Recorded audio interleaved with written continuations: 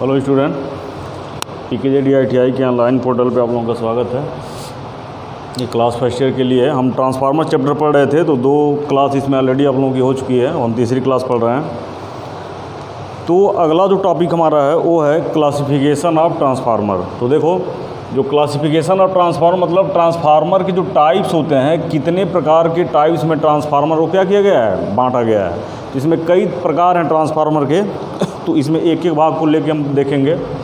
तो पहला इसका भाग है on the basis of output voltage, मतलब जो ट्रांसफार्मर होता है वो आउटपुट पे कितनी वोल्टेज देता है उस बेसिस पे ट्रांसफार्मर मुख्य रूप से 2 प्रकार के होते हैं। एक होता है स्टेप अप ट्रांसफार्मर, एक होता है स्टेप डाउन।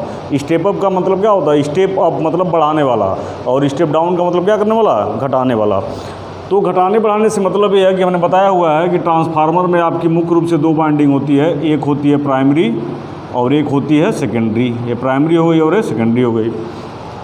तो घटाने और बढ़ाने का मतलब ये है कि यदि सेकेंडरी पे बढ़ा के वोल्टेज, मतलब जो ट्रांसफार्मर वोल्टेज को सेकेंडरी पे बढ़ा रहा है वो स्टेप अप होगा, और जो घटा रहा है वो क्या होगा, स्टेप डाउन होगा।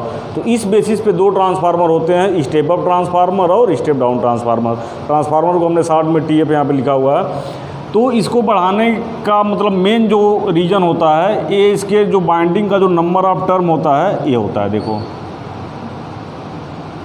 यदि यहाँ हम देखें, ये प्राइमरी हमने ले लिया और ये सेकेंडरी ले लिया, तो यहाँ प्राइमरी में नंबर ऑफ टर्म क्या है, अधिक है। तो सीधी सी बात है, यहाँ प्राइमरी पे नंबर ऑफ, सेकेंडरी पे नंबर ऑफ टर्म क्या है, कम है।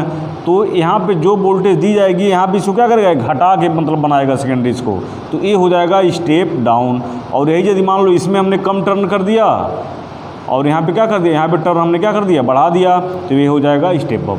तो जनरली जो आउटपुट वोल्टेज जो मतलब सेकेंडरी पे जो वोल्टेज हमें मिलती है उस बेसिस पे हम बात करें, तो इसमें जो ट्रांसफार्मर होते हैं मुख्य रूप से 2 प्रकार के होते हैं। एक होता है स्टेप अप ट्रांसफार्मर, मतलब जो सेकेंडरी पे वोल्टेज को क्या करे, बढ़ाए, और सेकेंड होता है स्टेप डाउन ट्रांसफार्मर, जो सेकेंडरी पे वोल्टेज को घटाए। क्लियर है। चलिए, on the basis of output voltage के आधार पे 2 हो गया। फिर सेकेंड है आपका on the basis of core construction. तो ये हमने दूसरी क्लास में अच्छी तरह से बता दिया है, इसमें पूरा हमने डायग्राम बना के बताया हुआ था कि सेल टाइप क्या होता है, कोर टाइप क्या होता है, बेरी टाइप क्या होता है। तो इन तीनों के बारे में हम डिस्कस क्या कर चुके हैं, पिछली मतलब दूसरे क्लास में कर चुके हैं। तीसरा पे आते हैं on the basis of number of phase. Number of phase का मतलब क्या है कि जैसे तुम सुने होगे, कोई मोटर होता है, सिंगल फेज मोटर होता है, 3 फेज मोटर होता है। तो सिंगल फेज और 3 फेज का मतलब ये है कि जैसे देखो, ये ट्रांसफार्मर है,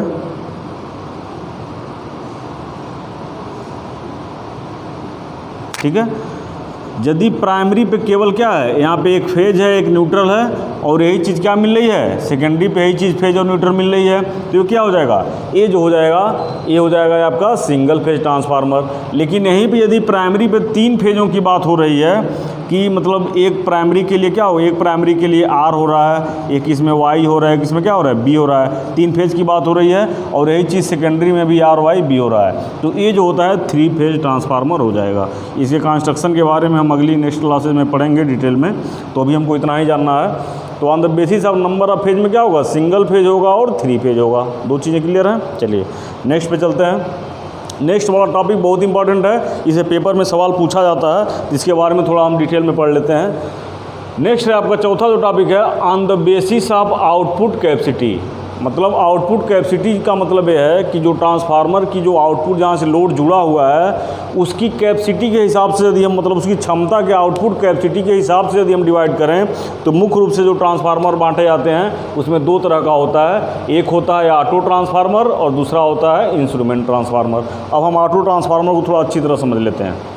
चलिए, auto transformer, auto transformer auto transformer क्या होता है, जैसे आप लोगों ने देखा होगा घर में हम स्टेबलाइजर का प्रयोग करते हैं, तो स्टेबलाइजर में देखते होगे तुम मतलब उसको जो दिया हुआ है ऐंठते हो, तो ऐंठने के बाद क्या होती है, वोल्टेज घटती बढ़ती है। तो उसमें रियली होता क्या है ऑटो ट्रांसफार्मर में, अभी तक हम जो ट्रांसफार्मर में जान रहे थे कि 2 तरह की बाइंडिंग होती है, एक बाइंडिंग प्राइमरी होती है और दूसरी क्या होती है, सेकेंडरी होती है। लेकिन ऑटो ट्रांसफार्मर में केवल एक ही बाइंडिंग होती है, उसी पे प्राइमरी होती है और उसी पे क्या होती है, सेकेंडरी होती है। इस डायग्राम को हम ध्यान से देखें, वाला डायग्राम देखो, देखो यहाँ पे एक ही बाइंडिंग क्या की गई है, एक बाइंडिंग है केवल, और इस बाइंडिंग को इस साइड देखो, ये प्राइमरी बाइंडिंग लिखने का मतलब ये है कि ये पूरा यहाँ से यहाँ तक देखो, यहाँ से जो पूरा ये चल रहा है मार्कर देखो, ये पूरा जो टर्न है किस में आ गया है, प्राइमरी में आ गया है, ठीक है। ये आपका लोड है और यहाँ से देखो टैपिंग, इसको कहा जाता है टैपिंग। टैपिंग का मतलब क्या है, देखो यहाँ पे टैपिंग हो गई। अब ये जो हिस्सा है देखो, यहाँ से देखो यहाँ तक जो हिस्सा है, ये हिस्सा है, ये वाला हो गया सेकेंडरी में। तो हम यदि बात करें कि ये ट्रांसफार्मर क्या है, स्टेप अप है कि स्टेप डाउन है, कैसे समझोगे? देखो अब देखो प्राइमरी में हम देख रहे हैं नंबर ऑफ टर्न यहाँ से यहाँ तक, ये पूरा नंबर ऑफ टर्न क्या है, अधिक है, और सेकेंडरी में नंबर ऑफ टर्न क्या है, कम है। मतलब प्राइमरी पे जो वोल्टेज मिलेगी इससे कम ही सेकेंडरी पे मिलेगी। तो इसीलिए यह ट्रांसफार्मर जो बना हुआ है ये आपका हो जाएगा स्टेप डाउन। क्या हो जाएगा, स्टेप डाउन।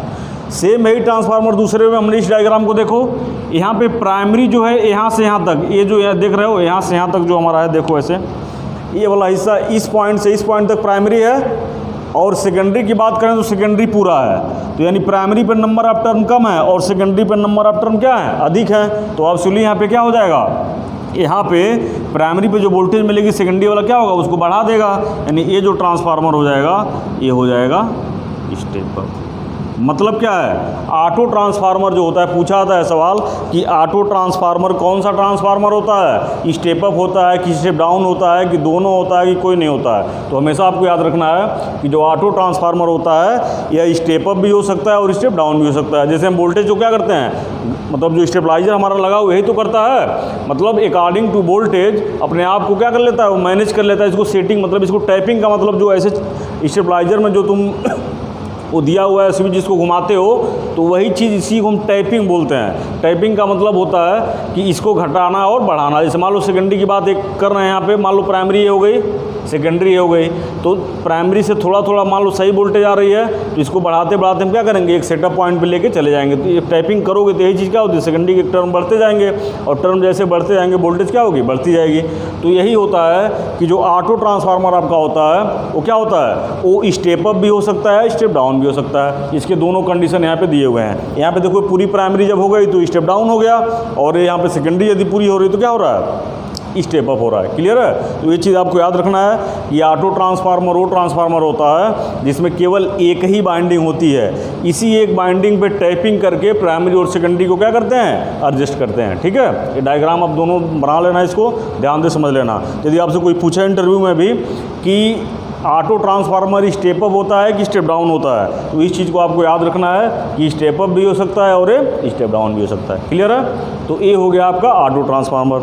नेक्स्ट है इंस्ट्रूमेंट ट्रांसफार्मर। इंस्ट्रूमेंट का मतलब ये होता है कि जो भी चीज़ मेजरमेंट में आती है, इंस्ट्रूमेंट और मेजरमेंट का मतलब ये होता है, जैसे मीटर है, वोल्ट मीटर है, चीज़ों को क्या करता है, नापता है। तो इसमें जो इंस्ट्रूमेंट ट्रांसफार्मर होते हैं, मतलब मेजर करने के लिए, इसमें मुख्य रूप से दो होते हैं, सीटी और पीटी। क्लियर है? सीटी और पीटी। सीटी मीन्स करंट ट्रांसफार्मर और पीटी मीन्स पोटेंशियल ट्रांसफार्मर। दोनों बहुत ही इंपॉर्टेंट पॉइंट है, एग्जाम में क्वेश्चन इससे आता ही आता है। तो इस चीज़ को अच्छी तरह से समझ लो तुम लोग। सीटी और पीटी को समझ लेते हैं आसानी से। देखो पहले तो इसमें सवाल इतने अच्छे अच्छे इस टॉपिक से आते हैं, सीटी और पीटी से। तो सीटी और पीटी को जानने के लिए सबसे पहले इसका फुल फॉर्म जान लो। सीटी क्या है, करंट ट्रांसफार्मर। पीटी क्या है, पोटेंशियल ट्रांसफार्मर। सीटी और पीटी को किस तरह यूज करते हैं, इसका डायग्राम क्या है, अभी हम इसको यहाँ से सर्किट से समझ लेते हैं। तो कभी कभी सवाल इसमें पूछ लेता है कि सीटी स्टेप अप होता है कि स्टेप डाउन होता है, पीटी स्टेप अप होता है कि स्टेप डाउन होता है। तो इसको बहुत ईजी भाषा में हम बता रहे हैं, कैसे समझोगे। देखो सीटी का काम क्या है, सीटी जो करंट ट्रांसफार्मर होती है उसका काम है हाई करंट को लो करंट में मेजर करना, और पीटी का काम है हाई वोल्टेज को लो वोल्टेज करके क्या करना, मेजर करना। मतलब एक्चुअली बताएगा तो वही, लेकिन जैसे मान लो जैसे हम पैमाना बनाते हैं ना, ड्राइंग तुम लोगों ने पढ़ा होगा, तो उसमें एक स्केल बनाया जाता है। तो स्केल में बताया जाता है यदि मान लो कोई 50 किलोमीटर की दूरी का हमें कोई नक्शा बनाना है, तो ऐसा तो है नहीं कि हम पेपर 50 किलोमीटर का लेके आएंगे और 50 किलोमीटर लंबी रेखा खींचेंगे। तो उसमें यदि हमने 1 किलोमीटर बराबर 1 मान लिया, 1 सेंटीमीटर मान लिया, तो 50 किलोमीटर बराबर क्या हो जाएगा, 50 सेंटीमीटर हो जाएगा। तो 50 सेंटीमीटर जनरली हम क्या करेंगे, पेपर पे खींच लेंगे। तो वही चीज़ है, सीटी और पीटी क्या करती है, मतलब हाई को लो करके मेजर करती है। मेजर करके अनुपातिक उस पर पैमाना होता है, जिससे वो सेट करके एक्चुअल रीडिंग क्या होता है, पता चल जाता है। तो यहाँ पे होगा क्या कि सीटी जो होगा क्या करेगा, अभी समझ लो, इजी आसानी समझ में आ जाएगा। सीटी क्या होगा, CT जो होगा हाई करंट को लो करंट में मेजर करेगा, और PT जो होगा हाई वोल्टेज को लो वोल्टेज में क्या करेगा, मेजर करेगा। तो अभी स्टेप अप स्टेप डाउन की बात हम यहाँ समझ लेते हैं। एक चीज़ और समझो, ट्रांसफार्मर के केस में V और I का जो हमने बताया हुआ है बार बार कि जो P = VI है, तो पावर हमेशा क्या होती है, एक कभी चेंज नहीं होती। एक चीज़ और याद रखना कि ट्रांसफार्मर केवल वोल्टेज को चेंज करता है, वोल्टेज और करंट का आपस में चेंजिंग होता है, नो की फ्रीक्वेंसी का और नो ही पावर का। जितनी पावर प्राइमरी पे रहेगी वही पावर किस पे जाएगी, सेकेंडरी पे जाएगी। हमेशा आप लोग याद रखना, ये भी सवाल ऑब्जेक्टिव में UPCL के TG2 के पेपर में और JEE लेवल के पेपर में कई बार पूछा जा चुका है कि ट्रांसफार्मर किसको ट्रांसफार्म करता है, मतलब विदाउट चेंज किए। तो विदाउट चेंज किए यदि ट्रांसफार्म करता हो तो चीज़ क्या है, पावर है और फ्रीक्वेंसी है। तो हमने बताया कि पावर फिक्स रहती है, तो V और I का वेरिएशन होगा। क्लियर है? अब चलिए, मतलब एक बढ़ेगा तो दूसरा घटेगा, ये चीज़ हम समझ लेना है। अब देखो ये कैसे समझोगे, बहुत लड़के कन्फ्यूजन इसमें होता है कि CT PT को हम कैसे जानेंगे कि कौन स्टेप अप है और कौन क्या है, स्टेप डाउन है। तो आसानी से समझो, देखो CT का मतलब हमने बताया कि CT जो होती है वो क्या होती है, हाई करंट को लो करके मेजर करती है। तो समझो, मान लो ये हमारे पास CT है, कोई हमने ले लिया, जनरली हमने समझ लिया, ये प्राइमरी हो गया और ये क्या हो गया, सेकेंडरी हो गया। PS हमने लिख दिया, P से प्राइमरी और S से सेकेंडरी। देखो अब होगा क्या, ये क्या करता है कि मतलब हाई करंट को लो करंट करके मेजर करता है। ध्यान से समझना, यानी यहाँ पे करंट हाई है और यहाँ पे क्या है, करंट कम है।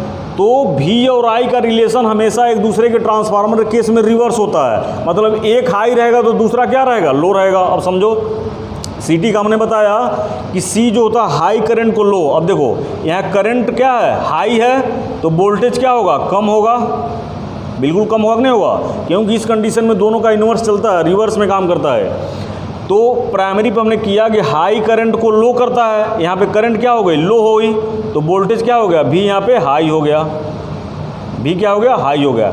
यानी कम वोल्टेज को किस में कर रहा है, हाई में कर रहा है, मतलब लो वोल्टेज को हाई वोल्ट में ट्रांसफार्मर कन्वर्ट कर रहा है। इसीलिए क्या हो गया, स्टेप अप हो गया। क्या हो गया, स्टेप अप हो गया। और CT जब एक स्टेप अप हो गया तो दूसरा ऑटोमेटिक क्या हो जाएगा, स्टेप डाउन हो गया। तो ये बहुत इंपॉर्टेंट क्वेश्चन है। CT क्या होता है, स्टेप अप ट्रांसफार्मर होता है, और PT क्या होता है, स्टेप डाउन होता है। कैसे स्टेप डाउन होता है, देखो हाई वोल्टेज को लो करके मेजर करेगा, तो सीधी सी बात है, हाई वोल्टेज को लो वोल्ट मेजर किया तो हो ही गया वो। चलिए अब इसका डायग्राम हम समझ लेते हैं, डायग्राम से चीज़ और क्लियर होगी, समझो अभी। चलिए देखिए, इसको तुम मिटा दे रहे हैं लोग, तुम बना लेना, इसको फिगर ज़्यादा हो गया है। चलिए अब हम CT की बात करते हैं। देखो ये जो डायग्राम बना हुआ है CT है। CT मतलब क्या, यहाँ पे देखिए मीटर लगा हुआ है, ठीक है। ये वाला कॉइल देखो, ये है आपकी प्राइमरी, ये क्या है, प्राइमरी है। इसमें दो या एक या दो कॉइल लगे होते हैं, ये प्राइमरी है। इसको याद रखना, यह जो होता है मोटे तार का होगा। किस तार का होगा, मोटे तार का, और इसमें लपेटों की संख्या कम होगी। ये पतले तार का होगा और लपेटों की संख्या क्या होगी, अधिक होगी। अब हम यदि पूछें कि करंट किस में अधिक जाएगी, देख के बताओ, बता सकते हो ना। इसमें ये तुम लोगों को हमने अच्छी तरह से बेसिक इलेक्ट्रिकल में पढ़ा दिया है कि मोटे तार का रेजिस्टेंस क्या होता है, बिल्कुल कम होता है, और उसमें धारा अधिक होती है। तो एक्चुअली जो प्राइमरी है, इस प्राइमरी में करंट का मान क्या होगा, अधिक होगा। और यहाँ पे क्या होगा, ये चूँकि इसमें नंबर ऑफ टर्म अधिक हैं और ये पतले तार का है, इसका रेजिस्टेंस अधिक होगा। रेजिस्टेंस अधिक होने से करंट क्या हो जाएगी, कम हो जाएगी। तो ये क्या करता है कि जनरली ये जो मोटा वाला एक कॉइल है, एक या दो इसमें नंबर ऑफ टर्म होते हैं, इसमें अधिक होते हैं, तो ये जनरली 100 से 200 एम्पियर की करंट होती है। कितनी होती है, 100 से 200 एम्पियर की करंट होती है, जिसको ये 1 से 2 एम्पियर के करंट में क्या करता है, चेंज कर देता है। तो देखो यहाँ करंट चेंज हो गई, इधर से हमने सप्लाई दिया, इस वाले कॉइल को क्या हुआ, एक कॉइल जो आपकी हो गई, ये प्राइमरी है, इस प्राइमरी में क्या होगी, अधिक करंट होगी, नियर अबाउट मान लें 100 से 200 एम्पियर की करंट को 1 से 2 एम्पियर में क्या कर दिया, ये चेंज करके मेजर कर लिया। तो इसीलिए 100 से 200 की करंट को 1 से 2 एम्पियर में करंट को मेजर कर लिया। तो इसीलिए इसको कहा जाता है कि हाई करंट को लो करके क्या करता है, मेजर करता है। तो ए मीटर एक्चुअली जो पैमाना स्केल होता है, एक्चुअली बताएगा तो फुल करंट है, लेकिन हम एक सेटिंग पैमाना लगाते हैं जो एक करंट रेशियो होता है, इसमें वोल्टेज रेशियो होता है। आगे हम इसमें न्यूमेरिकल करेंगे तो क्लियर होगा। तो ये आप केवल जान लो कि इसमें अधिक धारा बहेगी, इसमें क्या होगी, कम बहेगी। तो इसमें वोल्टेज कम होगा, इसमें वोल्टेज क्या होगा, अधिक होगा। तो ये ट्रांसफार्मर क्या होगा, स्टेप अप हो जाएगा और ये 100 से 200 एम्पियर की करंट को क्या करता है, 1 से 2 एम्पियर करंट में क्या करता है, मेजर कर लेता है। क्लियर हो गया। चलिए अब आते हैं पीटी पे।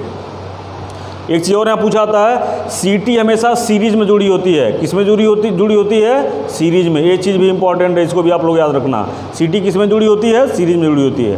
पीटी पे आते हैं। देखो पीटी पे क्या हुआ, ठीक इसका उल्टा हो गया। पीटी में देखो इसमें मोटे तारों के यहाँ पे क्या है, कम टर्न के मोटे तार सेकेंडरी पे हो गए, ठीक उसका उल्टा हुआ है। और प्राइमरी पे क्या है, अधिक टर्न के पतले तार यहाँ पे लगे हैं। तो यहाँ पे धारा, यहाँ पे वोल्टेज की हम बात करते हैं। तो देखो जब नंबर ऑफ टर्म अधिक हैं तो अभी हम ट्रांसफार्मर इक्वेशन का डेरिवेशन करवाएंगे, वहाँ से और चीज़ें क्लियर होंगी, आगे भी आएगा।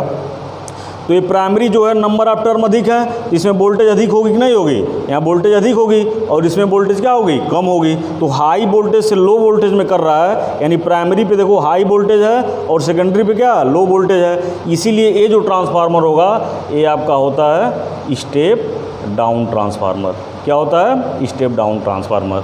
और पीटी जो होता है ये हमेशा किस में जुड़ा होता है, पीटी हमेशा आपका पैरेलल में जुड़ा होता है। और ये हाई वोल्टेज को लो वोल्टेज में कन्वर्ट करता है। मतलब यदि 11,000 से लेके 20,000 25,000 तक का यदि ये वोल्टेज है तो ये क्या करेगा, ये 0 से 100 वोल्ट में इसको कन्वर्ट करके क्या करेगा, मेजर कर लेगा। यानी जो मीटर यहाँ पे लगा रहता है, जो एक्चुअली उसकी रीडिंग होती है, जो यहाँ प्राइमरी पे जो इसमें लगा रहेगा, जो वोल्ट मीटर होगा, उसकी रीडिंग 0 से 25,000 वोल्ट की होगी, जिसको ये क्या करेगा, दूसरा वाला 0 से 100 वोल्ट या 250 वोल्ट में क्या करेगा, उसको मेजर कर लेगा। यानी हाई वोल्टेज को लो वोल्टेज में क्या कर रहा है, मेजर कर रहा है। क्लियर हुआ। तो सीटी पीटी में 2-4 चीज़ें आपको मुख्य रूप से याद रखनी है कि सीटी और पीटी क्या है, इंस्ट्रूमेंट ट्रांसफार्मर है। सीटी क्या करता है, करंट को लो करके मेजर करता है और पीटी क्या करता है, वोल्टेज को लो करके मेजर करता है। सीटी हमेशा स्टेप अप ट्रांसफार्मर होता है और पीटी होता है हमेशा क्या होता है, स्टेप डाउन ट्रांसफार्मर होता है। और सीटी हमेशा सीरीज में जुड़ा होता है और पीटी किस में जुड़ा होता है, पैरेलल में जुड़ा होता है। ओके। एक चीज़ और है कि इसमें जो इफिशिएंसी होती है इसकी, ये चीज़ बहुत इंपॉर्टेंट है। इफिशिएंसी जो होती है ये फुल लोड पे क्या होती है, अधिक होती है। मतलब बहुत इफिशिएंसी का मतलब है, फुल लोड का मतलब ये है कि जैसे मान लो कोई चीज़ है, कोई मशीन हम चला रहे हैं जनरली, कोई चीज़ मान लो 1 किलोवाट लोड सहने की क्षमता है, तो हम जनरली क्या करते हैं, उसको 1 किलोवाट न चला के थोड़ा कम पे ही चलाते हैं, ताकि माना होता है कि फुल लेने पे मशीन का नुकसान हो जाएगा। लेकिन पावर ट्रांसफार्मर एक ऐसा ट्रांसफार्मर होता है कि जितनी क्षमता है यदि उतने पे चलाओगे तब उसकी इफिशिएंसी क्या होती है, मैक्सिमम होती है। मतलब फुल लोड पे जो दक्षता होगी, मतलब इसको फुल लोड पे चलाने पे क्या होगा, ये सही लेवल पे काम करेगा। जैसे मान लो कि एग्जांपल के लिए कि 1 किलोवाट का लोड है, फुल लोड किसी ट्रांसफार्मर का, मतलब इतना कम तो नहीं होगा लेकिन समझने के लिए मान लो कि 1 किलोवाट का यदि लोड सहन कर सकता है तो 1 किलोवाट पूरा दोगे तभी इसकी इफिशिएंसी जो दक्षता होगी वो क्या होगी, मैक्सिमम होगी। जैसे जैसे इस पर लोड कम करते जाओगे तो इसकी दक्षता क्या हो जाएगी, कम होती जाएगी। तो ये भी बहुत इंपॉर्टेंट पॉइंट है, कई बार पेपर में पूछा गया है कि पावर ट्रांसफार्मर की इफिशिएंसी मैक्सिमम कब होती है, हाफ लोड पे, फुल लोड पे या जीरो लोड पे। तो ये बहुत इंपॉर्टेंट क्वेश्चन, इसको आप लोग याद रखना कि पावर ट्रांसफार्मर जो होता है उसकी एफिशिएंसी क्या होती है, फुल लोड पे मैक्सिमम होती है। और इसको मैक्सिमम जो हम प्रयोग करते हैं जनरेटिंग स्टेशन, मतलब जहाँ बिजली पैदा होती है वहाँ से और सब स्टेशन तक, मतलब यहाँ से जनरेशन हुआ और ये सारे पॉइंट जो यहाँ तक ला रहे हैं हम, इसमें क्या करते हैं, पावर ट्रांसफार्मर का प्रयोग करते हैं। तो 2 चीज़ें आपको याद रखना है, पावर ट्रांसफार्मर 200 kVA से ऊपर का जो ट्रांसफार्मर होता है वो पावर ट्रांसफार्मर होता है।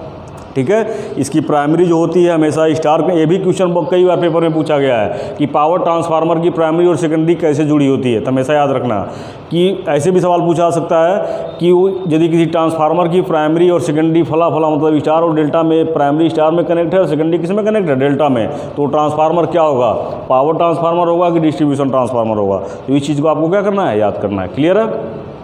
तो पावर ट्रांसफार्मर में 3-4 टॉपिक आपको याद रखना है। यहाँ से ऑब्जेक्टिव सीधा पेपर में ये भी सवाल पूछा हुआ है और ये सवाल भी काफ़ी क्या है, इंपॉर्टेंट है। अब आते हैं डिस्ट्रीब्यूशन ट्रांसफार्मर पे। डिस्ट्रीब्यूशन ट्रांसफार्मर वो होता है जहाँ से सप्लाई को डायरेक्ट कंज्यूमर तक भेजा जाता है। जैसे हमने डिस्ट्रीब्यूशन पढ़ा है तो डिस्ट्रीब्यूशन में 3-4 पार्ट हमने बताया था आप लोगों को। एक था इसमें आपका फीडर था, फीडर के बाद क्या था, डिस्ट्रीब्यूटर था, ठीक है, फीडर है, डिस्ट्रीब्यूटर। हालांकि सेकेंड ईयर की क्लास है लेकिन उसमें मैंने बताया, वीडियो पढ़ा हुआ यूट्यूब पे देख लेना तुम लोग।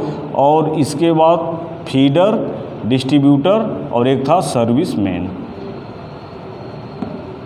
ठीक है। तो यहाँ पे इसमें जो ट्रांसफार्मर प्रयोग होते हैं वो जनरली हमारे डिस्ट्रीब्यूशन ट्रांसफार्मर होते हैं। और 200 kVA के नीचे जितने ट्रांसफार्मर होंगे, यानी 5 kV से लेकर 200 kVA तक का जो भी ट्रांसफार्मर होगा वो क्या होगा, वो आपका डिस्ट्रीब्यूशन ट्रांसफार्मर होगा। इसकी प्राइमरी और सेकेंडरी उल्टी हो जाएगी। क्यों हो जाएगी, क्योंकि प्राइमरी डेल्टा में कनेक्ट होगी और सेकेंडरी किस में कनेक्ट होगी, स्टार में। स्टार में कनेक्ट होने का रीज़न क्या है, स्टार में कनेक्ट होने का रीज़न ये है कि सेकेंडरी जो ट्रांसफार्मर है, इस सेकेंडरी पे यहाँ पे मान लो प्राइमरी हमने दे दिया और सेकेंडरी जो होता है ये स्टार में कनेक्ट होने का नाते यहाँ पे 3 फेज 4 वायर निकाल आता है। ये जो LT लाइन होती है 1 2 3 4, तो देखो यहाँ पे R Y B और न्यूट्रल भी होता है। तो जब यहाँ पे इसकी सेकेंडरी जब यहाँ पे डेल्टा कनेक्टेड होगी तो स्टार इसमें मिलेगा, नहीं मिलेगा। तो इसीलिए यहाँ पे जो सेकेंडरी होती है, ये सेकेंडरी होती है, इसको डेल्टा कनेक्ट किया जाता है, देखो,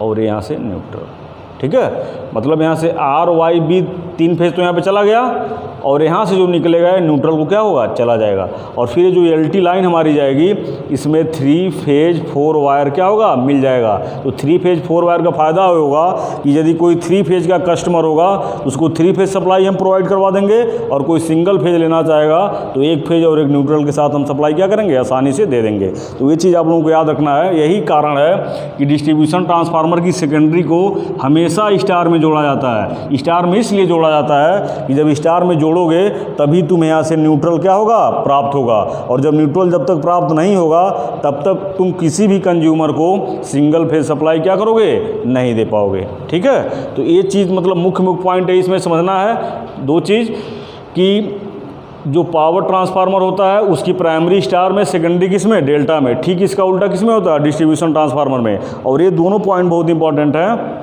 इस चीज़ को आप लोग याद रखिएगा कि कितने लोड पे किसकी एफिशिएंसी अधिक होती है। तो दोनों चीज़ हम बता दे रहे हैं, बुक में शायद इसका पूरा नहीं दिया हुआ है, तो ये याद रख लो। ये है आपका पावर ट्रांसफार्मर और ये है डिस्ट्रीब्यूशन ट्रांसफार्मर।